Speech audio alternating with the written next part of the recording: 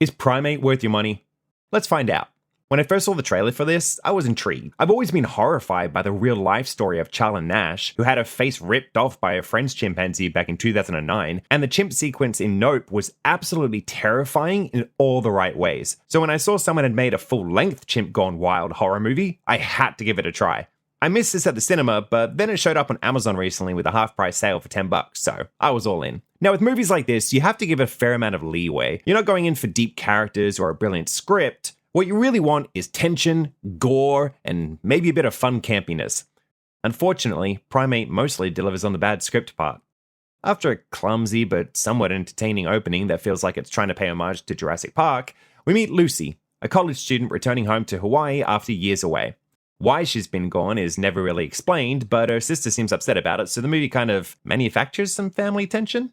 We're also introduced to Ben, the family's pet chimpanzee. We're told he's friendly, but we barely spend any time with him before rabies enters the story and he starts going on a murder spree. So let's get to the real question with a movie like this. Is it actually gory? Yes. When the movie gets to the gore, it is pretty fun. However, except for one gruesome bed scene, the gore moments are rare, rushed, and over in seconds. Which leads us to the next question. Does the movie have good tension? No.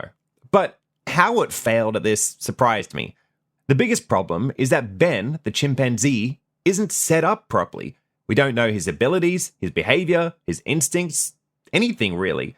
And once he turns, his actions are totally random. Sometimes he attacks immediately, sometimes he stalks people, sometimes he just lurks in the background like a supernatural monster. There's no rules, no structure, and because of that, you don't really know what to fear. It's just chimp bad. It also doesn't help that he growls constantly like a lion or a wild dog, which I'm pretty sure chimpanzees don't do. And then they try to recreate some of the T-Rex moments from Jurassic Park, but he's a chimp, he's not a T-Rex.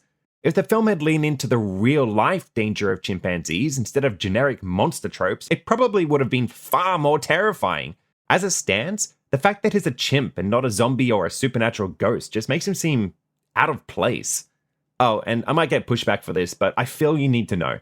The main character's father is deaf, so all of his communication happens in sign language, which means you have to read subtitles. And I know how strongly some people feel about those. Now, for me personally, I've never been against subtitles at all. I watch plenty of foreign films, and sign language has been used really well in better movies to create tension, but this is a generic, mindless monster movie. You're not supposed to stop, pay attention, and read while watching something like this, and instead of adding tension, it mostly just kills momentum. So, is Primate worth your money? Not really. If you've got a spare $10 and need to kill some time, or it pops up on a streaming service you already pay for, maybe give it a shot for the few seconds of gore. Otherwise, skip it. Unless generic horror slop is your guilty pleasure. If you like honest reviews that respect your money, hit that like button, subscribe. Oh, and YouTube thinks you might like the video on screen too, so why not give it a watch?